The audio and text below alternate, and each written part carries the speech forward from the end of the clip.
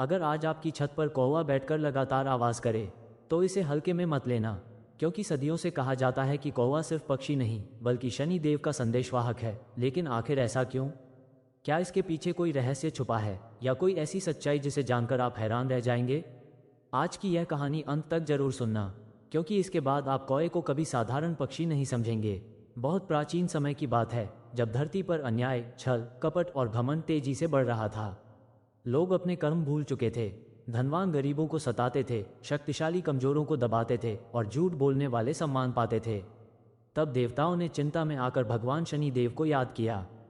शनि देव न्याय के देवता हैं। वे किसी से द्वेष नहीं करते, लेकिन हर जीव को उसके कर्मों का फल अवश्य देते हैं। जब शनि देव ने धरती पर उतरने का निश्चय किया, तब देवसभा में एक बड़ा प्रश्न उठा। इतने महान देवता का वाहन कौन बनेगा? ऐसा कौन होगा जो धैर्यवान हो, सतर्क हो, न्यायप्रिय हो और संसार के हर कोने तक पहुंच सके? ये सुनते ही अनेक पक्षी और जीव सभा में आ पहुंचे। मोर अपने रंगों पर इतराने लगा, हंस अपनी सुंदर चाल दिखाने लगा, बाज अपनी तेज नजरों का गर्व करने लगा, गरुड़ अपनी शक्ति का वर्णन करने लगा। हर कोई चाहता था कि शनि देव उसे चुने। लेकिन उसी सभा के एक कोने में एक साधारण सा काला कौवा शांत बैठा था। उसका न कोई श्रृंगार था, न मधुर आवाज, न आकर्षक रूप। बाकी सब पक्षी उसका मजाक उड़ा रहे थे। तभी शनि देव की दृष्टि उस पर पड़ी। उन्होंने पूछा, हे कौवे, तुम कुछ क्यों नहीं कहते? कौवा विनम्र स्वर में बोला, प्रभु, मेरे पास दिखाने को सुंदरता नहीं, सुनाने को मधुर गीत नहीं, पर मैं हर परिस्थिति में जी सकता हूँ, हर खतरे को पहले पहचान सकता हूँ और मैं कभी अपने कर्तव्य से पीछे नहीं हटता। मैं भूखा रह सकता हूँ, प्यास सह सकता हूँ, लेकिन अपना संतुलन नहीं खोता। सभा में सन्नाटा छा गया। शनि देव मुस्कुराए, क्योंकि उन्हें वही चाहिए था जो रूप से नहीं, गुणों से महान हो। उन्होंने उसी क्षण कौवे को अपना वाहन घोषित कर दिया। बाकी सभी हैरान रह गए। उस दिन से कौवा केवल पक्षी नहीं रहा, वो कर्म, न्याय और संकेत का प्रतीक बन गया। कहते हैं कि जब भी किसी के जीवन में बदलाव आने वाला होता है, कौवा पहले से संकेत देने लगता है। पुराने समय में जब कोई अतिथि आने वाला होता था, तो घर की छत पर कौवा आकर कांव कांव करता था। लोग समझ जाते थे कि कोई मेहमान आने वाला है। धीरे धीरे लोगों ने यह भी मान लिया कि कौवा पितरों का दूत है। इसलिए श्राद्ध में सबसे पहले कौवे को भोजन कराया जाता है। माना जाता है कि वो पूर्वजों तक श्रद्धा पहुंचाता है। लेकिन कहानी यहीं समाप्त नहीं होती। एक बार एक राजा था जो अपने घमंड में चूर था। वो गरीबों पर अत्याचार करता, किसानों से भारी कर लेता और निर्दोषों को दंड देता। प्रजा रोती रही, लेकिन राजा को दया न आई। तब एक शनिवार की सुबह महल की छत पर एक काला कौवा बैठ गया। वह लगातार काम काम करता रहा। सैनिकों ने उसे भगाया, पर वो फिर लौट आया। राजा क्रोधित हुआ और बोला, इस अपशकुन को दूर करो। पर कौवा शाम तक वहीं बैठा रहा। अगले ही दिन राजा के खजाने में आग लग गई। सेना ने विद्रोह कर दिया और उसका घमंड मिट्टी में मिल गया। तब राज्य के लोगों ने समझा, ये कौवा चेतावनी देने आया था। लेकिन राजा ने संकेत को मजाक समझ लिया। कहते हैं शनि देव पहले संकेत देते हैं, फिर समय आने पर न्याय करते हैं। कौवा हमें वही संकेत देता है। विज्ञान भी मानता है कि कौवा अत्यंत बुद्धिमान पक्षी है। वो इंसानों के चेहरे पहचान सकता है, समस्याओं का हल ढूंढ सकता है, औजारों का उपयोग कर सकता है और अपने साथियों को खतरे की सूचना दे सकता है। शायद इसी कारण उसे शनि देव से जोड़ा गया, क्योंकि शनि देव भी हर कर्म को पहचानते हैं और समय आने पर उसका परिणाम देते हैं। आज भी शनिवार को बहुत लोग कौवों को दाना खिलाते हैं। इसका अर्थ केवल पूजा नहीं, बल्कि यह है कि हम अपने भीतर विनम्रता लाएं, सेवा करें और अपने कर्मों को सुधारें। कौवा हमें सिखाता है कि सुंदरता से बड़ा गुण है समझदारी, आवाज से बड़ा गुण है चेतावनी और रूप से बड़ा गुण है कर्म। इसलिए अगली बार अगर कोई कौवा आपकी छत पर आकर आवाज करे तो डरना मत, बस एक पल रुककर अपने कर्मों को देख लेना, क्योंकि हो सकता है समय आपको कुछ याद दिलाना चाहता हो और अगर आप समझ गए तो जीवन बदल सकता है। अगर ऐसी रहस्यमयी कहानियां पसंद है तो वीडियो को लाइक जरूर करना, क्योंकि अगली कहानी इससे भी ज्यादा चौंकाने वाली होगी। राजा के घमंड के टूटने के बाद पूरे राज्य में एक नई चर्चा फैल गई। लोग कहने लगे कि कौवा साधारण पक्षी नहीं, समय का दूत है। जो समझ जाए उसका जीवन सुधर जाए, जो अनदेखा करे वो पछताए। उसी राज्य के किनारे एक छोटा सा गांव था, जहां रामू नाम का एक गरीब किसान रहता था। रामू मेहनती था, पर उसका समय लगातार खराब चल रहा था। कभी फसल सूख जाती, कभी बैल बीमार पड़ जाते, कभी घर में झगड़े शुरू हो जाते। वो दिन रात मेहनत करता, फिर भी उसके हाथ खाली रह जाते। एक सुबह जब रामू अपने टूटे हुए आंगन में बैठा सोच रहा था, तभी एक काला कौवा उसकी छत पर आकर बैठ गया। वह लगातार काम काम करने लगा। रामू की पत्नी बोली, इसे भगा दो, सुबह सुबह अशुभ बोल रहा है। लेकिन रामू ने ध्यान से देखा, कौवा उड़ नहीं रहा था, बस उसे देखे जा रहा था। फिर वो उड़कर पास के पुराने बरगद के पेड़ पर बैठ गया और फिर आवाज करने लगा। रामू को न जाने क्यों लगा जैसे वह उसे कहीं बुला रहा हो। वह धीरे धीरे उसके पीछे चल पड़ा। बरगद के नीचे पहुंचकर उसने देखा, मिट्टी थोड़ी उखड़ी हुई थी। रामू ने हाथों से खोदा तो अंदर एक पुराना घड़ा निकला। उसमें सोना नहीं था, बल्कि पुराने बीज रखे थे जो दुर्लभ और उत्तम किस्म के थे। साथ में एक तांबे की पट्टी थी जिस पर लिखा था, मेहनत का फल समय पर मिलता है। रामू हैरान रह गया। उसने उन बीजों को खेत में बो दिया। कुछ ही महीनों में उसकी फसल पूरे गांव में सबसे अच्छी। लोग दूर दूर से उसका अनाज खरीदने आने लगे। रामू का घर खुशियों से भर गया। उसने समझ लिया, कौवा अपशकुन नहीं था, संकेत था। लेकिन उसी गांव में हरिराम नाम का एक लालची व्यापारी भी रहता था। उसने रामू की समृद्धि देखी और जलने लगा। वो बोला, अगर एक कौवा उसे धन दिला सकता है तो मैं भी कौवे के पीछे जाऊंगा। अगले शनिवार उसने भी अपनी छत पर दाना रखा। कुछ देर बाद कौवा आया, दाना खाया और उड़ गया। हरिराम लालच में उसके पीछे भागा। कौवा उसे जंगल की ओर ले गया, कांटों से भरे रास्ते पर, कीचड़ भरे तालाब के पास और अंत में एक सूखे कुएं के पास बैठ गया। हरिराम ने सोचा जरूर यहाँ खजाना है। वो जल्दी जल्दी नीचे उतरने लगा, लेकिन पैर फिसल गया और वह कीचड़ में गिर पड़ा। गांव वाले बड़ी मुश्किल से उसे बाहर लाए। वो शर्म से सिर झुकाए घर लौटा। तब लोगों ने कहा, संकेत उन्हें मिलता है जिनका मन साफ हो, लालचियों को नहीं। धीरे धीरे गांव के लोग हर शनिवार कौवों को दाना डालने लगे, लेकिन धन पाने के लिए नहीं, अपने कर्म सुधारने के लिए। रामू ने गांव में कुआं बनवाया, गरीबों को अनाज दिया, मंदिर की मरम्मत करवाए। उसका नाम सम्मान से लिया जाने लगा। एक रात रामू ने सपना देखा, शनि देव स्वयं उसके सामने खड़े हैं। उनके पास वही काला कौवा बैठा था। शनि देव बोले, जिसने संकेत को समझ लिया उसने जीवन को समझ लिया। कौवा तुम्हें धन देने नहीं आया था, वो तुम्हें धैर्य, विश्वास और सही दिशा देने आया था। सुबह रामू उठा तो उसकी आंखों में आंसू थे। उसने उसी दिन से प्रण लिया कि वह कभी घमंड नहीं करेगा। साल बीतते गए, गांव समृद्ध हो गया। लोग कहते थे जहां कर्म अच्छे हों वहां शनि देव की कृपा रहती है, और जहां अन्याय बढ़े वहां कौवा पहले आकर चेतावनी देता है। आज भी उस गांव में एक पुराना बरगद खड़ा है। हर शनिवार सुबह एक काला कौवा उसकी सबसे ऊंची डाल पर बैठकर आवाज करता है। लोग हाथ जोड़कर कहते हैं, ये समय की याद दिलाने आया है। इसलिए अगली बार अगर आपकी छत पर कौवा आकर आवाज करे तो केवल शोर मत समझना। शायद वो आपको बता रहा हो कि बदलने का समय आ गया है, क्योंकि समय जब संकेत देता है तब भाग्य करवट लेने वाला होता है, और जो समझ जाए उसका जीवन सच में बदल सकता है। रामू के जीवन में सब कुछ बदल चुका था, लेकिन असली परीक्षा अभी बाकी थी। धन आने के बाद भी उसके मन में घमंड नहीं आया। यही बात शनि देव को प्रिय लगी।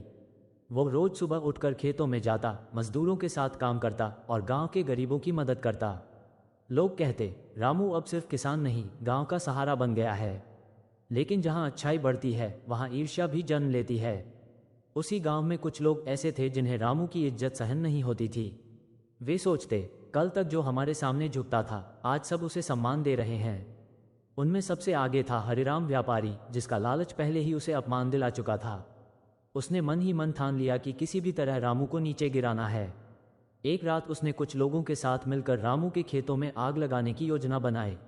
आधी रात का समय था, आसमान में बादल छाए थे, चारों ओर सन्नाटा था। वे धीरे धीरे खेतों की ओर बढ़े।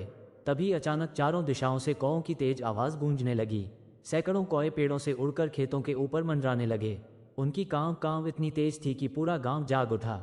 लोग मशाले लेकर बाहर निकले। हरिराम और उसके साथी पकड़े गए।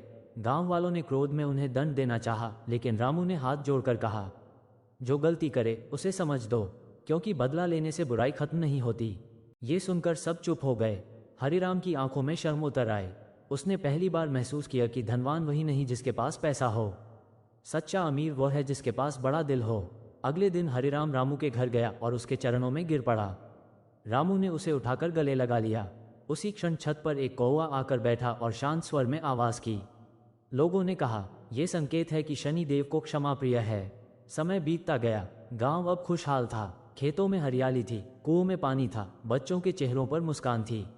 लेकिन एक वर्ष ऐसा आया जब बारिश बिल्कुल नहीं हुई। नदियां सूखने लगी, खेत फटने लगे, पशु प्यासे घूमने लगे। लोगों के चेहरों पर डर लौट आया। रामू ने आसमान की ओर देखा और कहा, प्रभु अब क्या करें। उसी शाम एक काला कौवा उसके आंगन में आया। वो बार बार मिट्टी पर चोंच मारने लगा।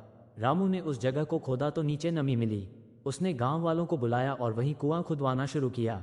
कई दिन मेहनत चली और फिर अचानक धरती से मीठा पानी फूट पड़ा। पूरे गांव में खुशी की लहर दौड़ गई। लोग पानी भरने लगे, पशु पीने लगे, बच्चे नाचने लगे। सब कहने लगे। फिर कौवा संकेत देकर गया। रामू मुस्कुराया और बोला, संकेत हर किसी को मिलते हैं, बस समझने वाला दिल चाहिए। वर्षों बाद रामू बूढ़ा हो गया।